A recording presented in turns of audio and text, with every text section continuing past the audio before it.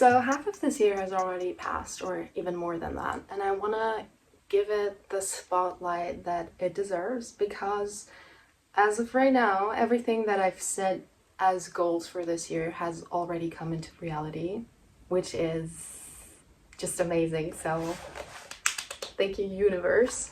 And it's also the perfect sequel to last year because that was just an abundance of miracles and manifestations. So I'm pretty happy that I was able to hold on to that power of realization, of creation, and bring it into this year. And so far 2026 has been a lot of fun. So there's a few things that I want to talk about. And I'm gonna start with the reading list because it's a bit. Actually, 3 of the books that I've read this year are missing from this because I've either left them in Essaouira at my mom's, or I have given them back to the person who lent me the book. And actually, I'm done with what I set myself up for this year to read. I wanted to finish 12 books, and I've done that by July. But my streak should continue because I've not only set myself to a complete number, but also I want to complete 1 book each month. And honestly, I did not pay 1 cent for books this year. I just read what found me, either through open bookshelves or gifts or like an exchange of books that were just a lent and then given back afterwards. And this has been really a hit and a miss, mostly a miss. Also, I've read surprisingly many books in German, which is not that common for me. So there's a few things that I want to highlight with the books that I've read, just so, I don't know, I can come back to this and actually revisit what I was thinking. This, and no hate to the author, but this is definitely the worst book I've ever read. And I have to admit that I only read through it because I had that goal in mind to finish 1 book each month, and last month I was really short on time, so I did sit through this. And this is probably the most cringy, most foreseeable book I've ever read. And I guess it's a bestseller, or at least it's a best-selling author, which I think says a lot and makes me a little concerned for the readers. And I know that's super mean, but that's my opinion. So as I said, a lot of German books. One that I reread, The Alchemist by Paulo Coelho, and I stand by this. I do have to say that the first time reading this, and that was 8 years ago now, was probably more of like a monumental thing. This just repressed it into my memory and everyday thinking, and I'm so grateful for this book to exist because it does paint a lot of the concepts that I do firmly believe in every day. So a big, big recommendation, but everyone and their grandma has read this book, so whatever. Neil Gaiman, I don't know where you are, but I don't know how you've made it this far because this just sucked. The setup was so great. It's a magical world. It's like the Star Wanderer or something in English. There's even a movie to this, and I've actually on my For You page, I've stumbled across like a little bit of a video analysis on this movie, and I did sit through that video. It was very well made, and I was not shocked to realize that the movie is just as bad as the book, even though it has some pretty damn good actors in it. But the setup was really good. It's a magical world, and then there's numerous plot lines and characters just introduced just to do nothing with them. I don't know. I just don't know what's going on here.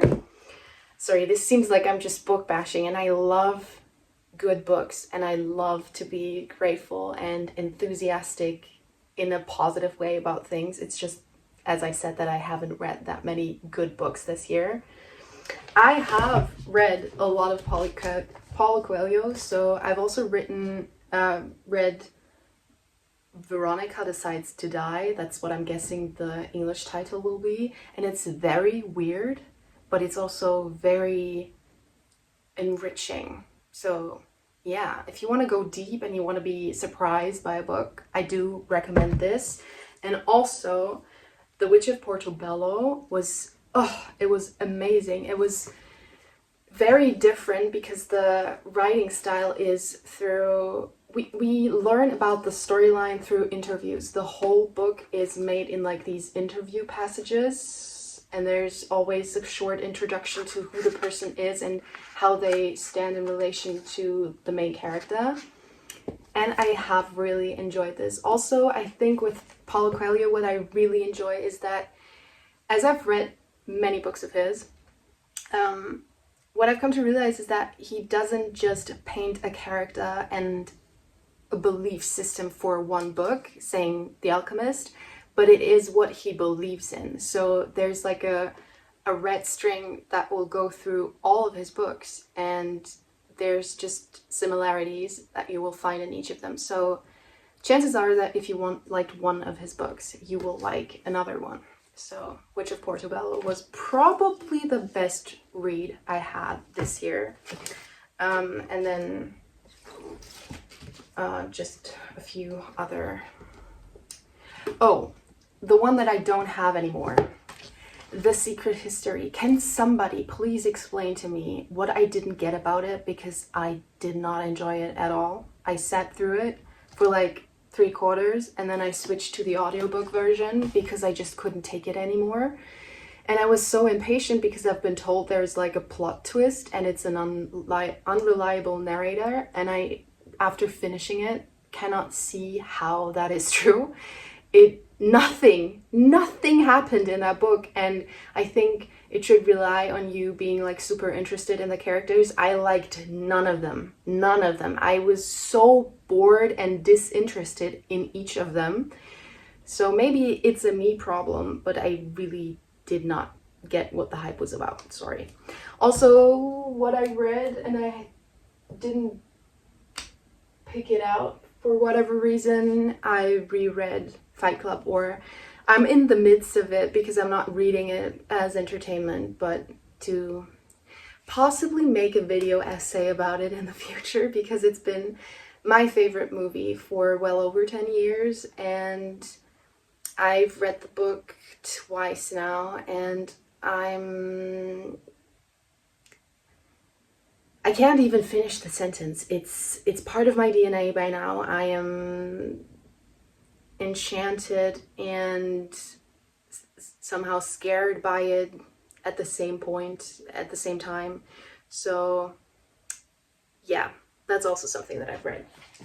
Moving on to not books but diaries, and I have a lot, and this is the first year that I've really nailed it with journaling, and I've been on and off with the journaling for I want to say years, but I don't think that would be true, because there's been years in a row where I didn't do it. But something that I can say is that I started bullet journaling first time in 2017, and if you remember what bullet journaling was like back then, it was just like every page basically had like this random topic that you would just write or scribble or scrapbook about, and that really definitely was a hit and miss for the first three years of doing it, because there was a lot of pages where I thought, oh yeah, that would be so interesting to me, and then I just never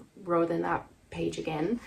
But this time I did it differently, and I did adopt a concept that I did for a few years now, and that is, I'm trying to find 1 month that I can show you without it giving away too much. Actually, I think I'm just gonna not show it up close, but this is like a monthly concept where I just put down the day, and then I fill in one sentence for that day, something that I'm grateful for, something to remember that day by. So no day in my life this past year is going to be lost in the oblivion of my mind. So that is like the main thing. And then also I've written basically about every day, like a page or half a page. And then I started printing out the tarot cards that I pulled for that month. And at the end of the month, I always gave one page of just reflecting on that month, what happened, how I felt about it, what I'm thinking about it, how I'm feeling going into the new month, and then just one picture. And these pictures really do differ sometimes. They're like a little collage. I remember that I did like a physical collage, so these are all different pictures that I printed and glued together. Yeah, so that is something that I really enjoyed. And I filled this page, this journal with just January to May. And I've already started with the next one, which is also half full, with just the 2 months of June and July. So it was pretty excessive, and I'm trying not to stress me because I'm just realizing that I will probably not keep that up for forever, but I will definitely remember to put in one sentence for each day. And then whenever I have the time, so probably at the end of each week, try to fill a few pages about the past days of that week. So this journal I actually started back last year, and the first few pages are actually from early 2024, I want to say. And I used it last year for morning pages from The Artist's Way, which means that first thing in the morning you fill 3 pages. And then I did end up doing that, I think, all the way till February, but it seemed excessive to do this and then at the end of each day do this as well. That is why I didn't keep it up. Now I'm trying to use it as like a little creative diary, so I did put in a few notes about what I want to say about 2026. And then also this journal was a gift for Christmas by my boyfriend, and I did a few different things with this, but basically what I do with this is really reflect on different situations. When I'm having a hard time figuring out my thoughts and feelings, that's when I'll open this. And honestly, the intention for this book was set by no other than my boyfriend with what he wrote on the first page, because he said that this book should bring me comfort and clarity when he's not around, and that is how I treated it. And it's very dear to me.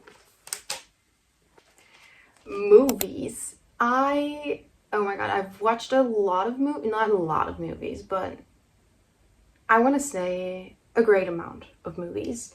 And I've also been to the movies quite a lot of times this year. Let me see. I've been to Hamnet.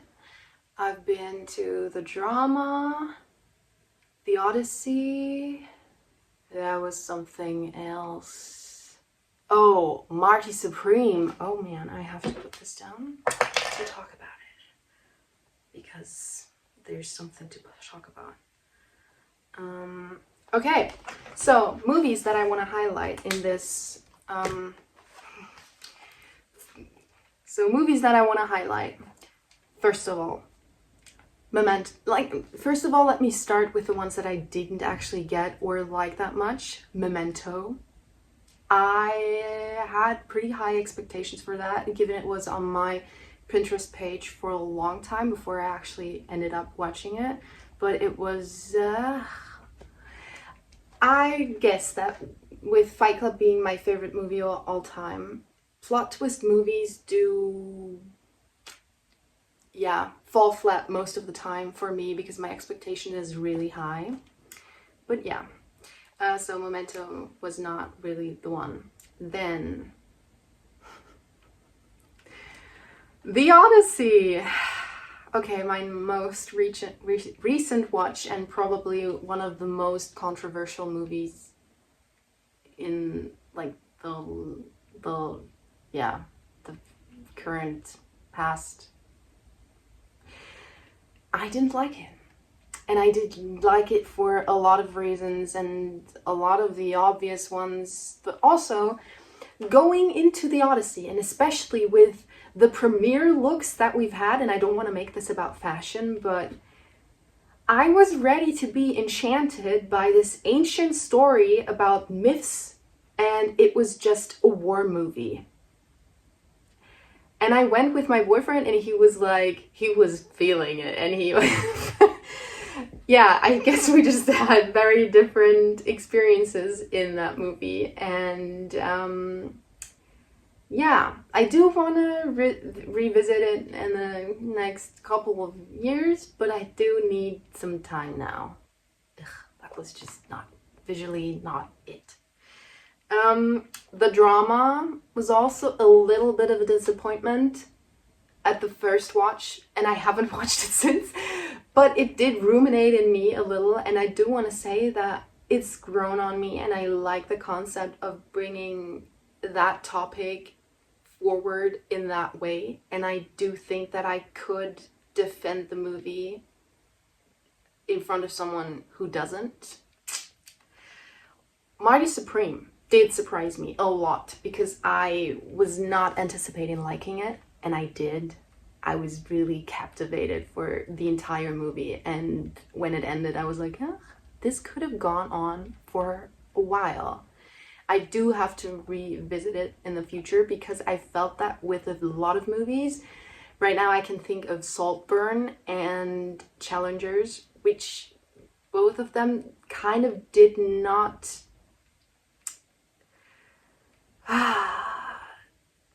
play out the same way for me on the second watch. So, but that is what I can say about Marty Supreme right now. Go watch it, it's nice.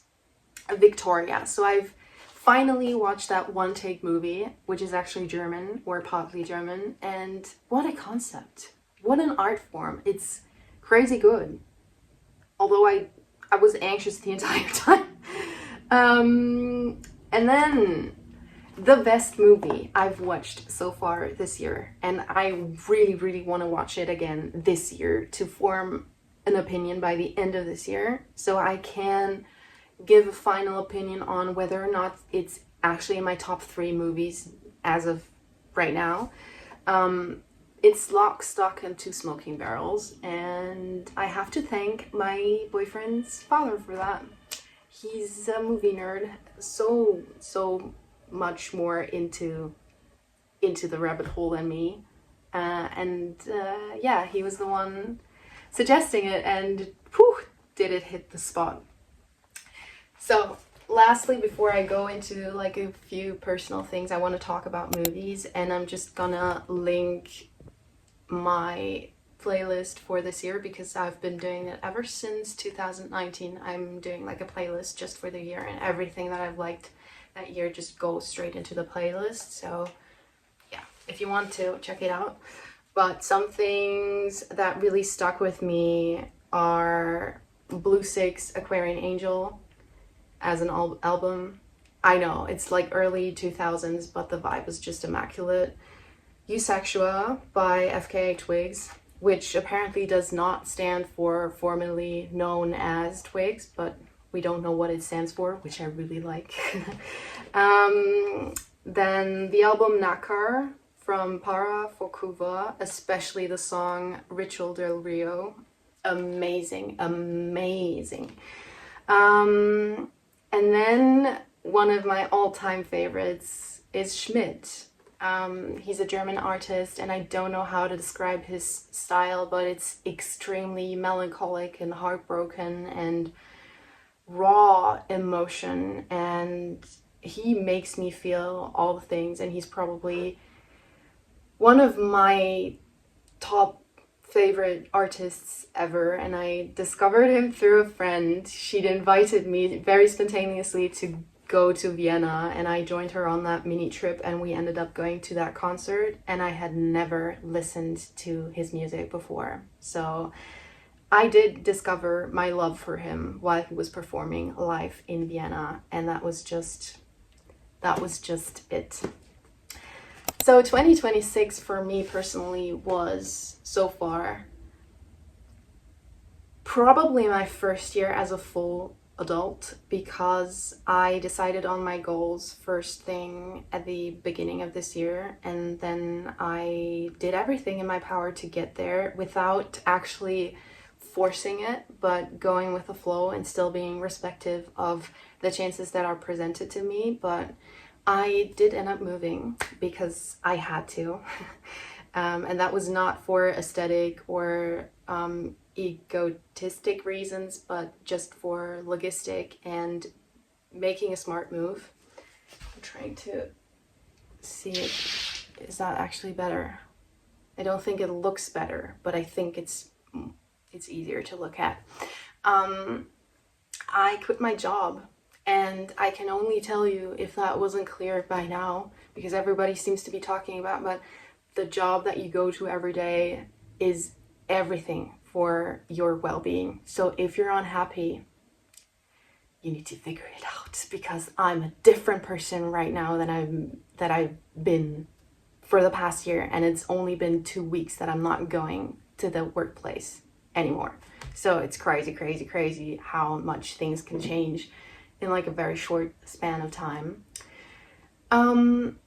Yeah, I have rediscovered my creativity. I have gotten back in contact with my inner child, and I've revisited not only like movies such as Barbie, but also series like Wings and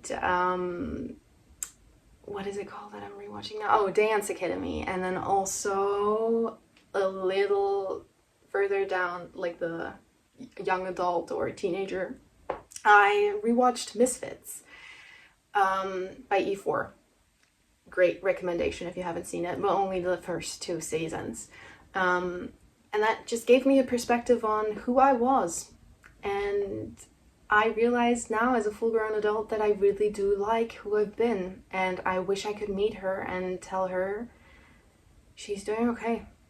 And she is already a cool person, and she's just growing into more of a cool person, I guess. Not that I'm saying that I'm cooler now than I was, but in a different way.